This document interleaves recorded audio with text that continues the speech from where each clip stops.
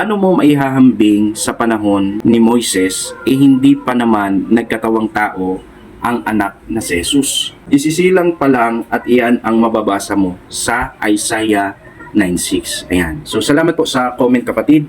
Ito po ay comment nung ako po ay nagpahayag na ng aking posisyon about sa doctrine of God. Ni-establish ko kasi dito yung unang utos, huwag kang magkakaroon ng ibang mga Diyos sa harap ko.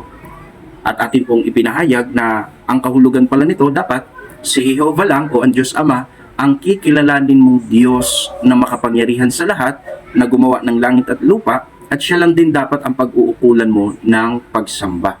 At si Jehovah, hindi po siya tatlong persona, sapagkat si Moises ay hindi po Trinitarian, hindi po siya naniniwala na ang Diyos ay may tatlong persona.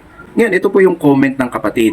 Kung gusto niyang isama dito na si Jesus ay Diyos. Ito yung paniniwala ko talaga before, lalo na nung ako ay Pentecostal at Seventh-day Adventist. Pero kagaya ng aking binanggit, hindi na talaga ako tatayo sa panig ng Seventh-day Adventist. Ako po ay tatayo na batay sa kautusan, sa aral ng Diyos na nakasulat sa Biblia. Ngayon talakayin natin itong Isaiah 9:6. Actually, itong Isaiah 9:6, hindi po ito nagpapatunay na si Kristo ay tunay na Diyos. Kung babasahin natin sa Biblia, ang Isaiah Kapitulo 9, ang talata po ay 6. Ganito po yung ating mababasa. Basahin ko po sa inyo para maging malinaw po sa ating lahat. Sapagkat sa atin ay ipinanganak ang isang bata, sa atin ay ibinigay ang isang anak na lalaki, at ang pamamahala ay maaatang sa kanyang balikat, at ang kanyang pangalan ay tatawaging kamangha-mangha, tagapayo, makapangyarihan Diyos, walang hanggang Ama, Pangulo ng Kapayapaan. Ito po yung nilalaman ng Isaiah 9:6 o Isaiah Kapitulo 9 talatang 6. Itinuturo ba ng talatang ito na si Kristo ay tunay na Diyos? Ang sagot ay hindi po. Ano po ang mga patunay? Kagaya po ng mababasa natin, ang sabi sa talata, sapagkat sa atin ay ipinanganak ang isang bata, sa atin ay ibinigay ang isang anak na lalaki. Tandaan natin, meron pong nagbigay, meron pong ibinigay. Sino po ang ibinigay? Si Jesucristo, yung kinatuparan ng bata sa talata. Sino naman po ang nagbigay?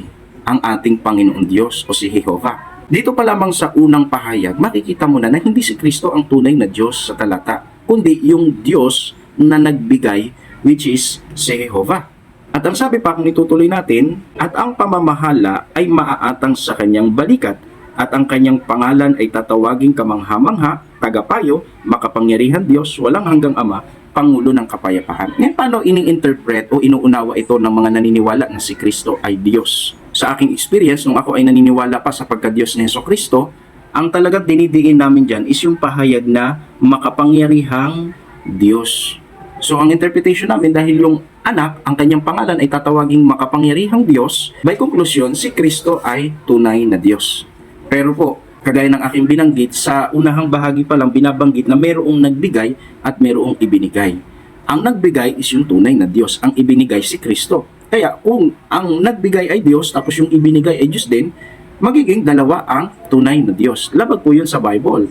Lalo na sa unang utos na huwag kang magkakaroon ng ibang mga Diyos sa harap ko. Ikalawa, maling isipin na kung yung pangalan ng bata is tatawaging makapangyarihang Diyos, ay isipin mo na agad na si Kristo ay tunay na Diyos. Bakit? Sapagkat kasabay ng pahayag na yung bata, yung kanyang pangalan ay tatawaging makapangyarihang Diyos, tatawagin ding walang hanggang Ama. Si Kristo ba ay walang hanggang Ama? Hindi po, hindi naman siya pinakilala na walang hanggang Ama. Si Jesus ay ipinakilala na anak ng Diyos. So, ang walang hanggang Ama is si Jehovah. Kung ganun, bakit sinabi sa talata na tatawaging walang hanggang Ama at makapangyarihang Diyos ang bata? Ang totoo, ang sabi sa talata, ang kanyang pangalan. Yung kanyang pangalan, tatawaging walang hanggang Ama, makapangyarihang Diyos, Pangulo ng Kapayapaan. Hindi yung mismong bata per se ang sinasabi dito na may likas ng Diyos.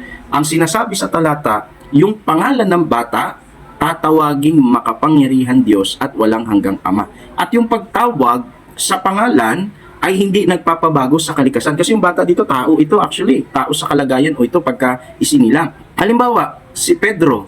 Si Pedro, ang kahulugan ng kanyang pangalan ay bato. Ibig bang sabihin, kung ang kahulugan ng pangalan ni Pedro ay bato, ibig sabihin, yung may-ari ng pangalan, which is si Pedro, ay literal na bato? Meron tayong kakilala, minsan ang pangalan si January, si February, si March, o kaya si May. Di ba? Meron din tayong kakilala ng pangalan is Rose, yung rosas. Ibig ba sabihin, literal sila ng mga petsa sa kalendaryo at rosas na bulaklak? Hindi, yung pangalan lang tinatawag. Si Rose, tao po yun. Yung kanyang pangalan, nangangahulugang rosas. Bulaklak yun.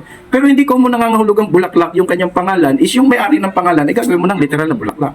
Ganon din po ito. Yung bata dito, yung kanyang pangalan ay tatawaging makapangyarihan Diyos at walang hanggang Ama. Bakit po? Kasi yung pangalan ni Jesus sa kanyang original na wika, ito po ay binibigkas na Yeshua or Yeshua. Na ang ibig sabihin yung salitang Ye, first word ng Yehuwa or Jehovah, at yung Shua is Savior. Kaya yung Yeshua, Yehoshua ay nangangahulugang Jehovah Savior.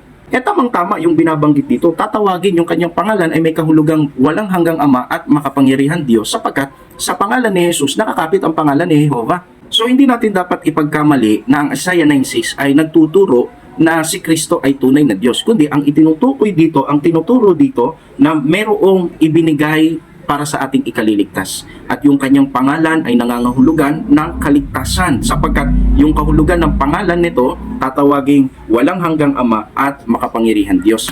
Meron pong mas tumpak na interpretation niya na mababasa sa Juan Kapitulo 3, ang talata po ay 16. Ito po yung kahulugan niya na yung bata ay ibibigay sa atin, na yung bata ay magiging tagapagligtas natin. Sapagkat gayon na lamang ang pagsinta ng Diyos sa sanlibutan na ibinigay niya ang kanyang buktong na anak upang ang sinumang sa kanya'y sumampalataya ay huwag mapahamak kundi magkaroon ng buhay na walang hanggan. Ito po yung mas tamang interpretation.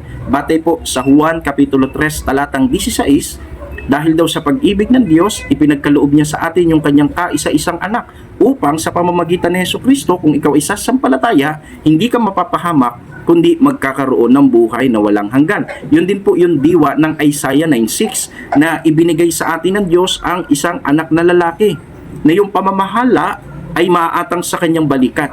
At yung kanyang pangalan, tatawaging makapangyarihan Diyos, walang hanggang Ama, Pangulo ng Kapayapaan. Kaya nga po nung si Kristo lumakad sa lupa, na itanyag niya po ang tunay na Diyos.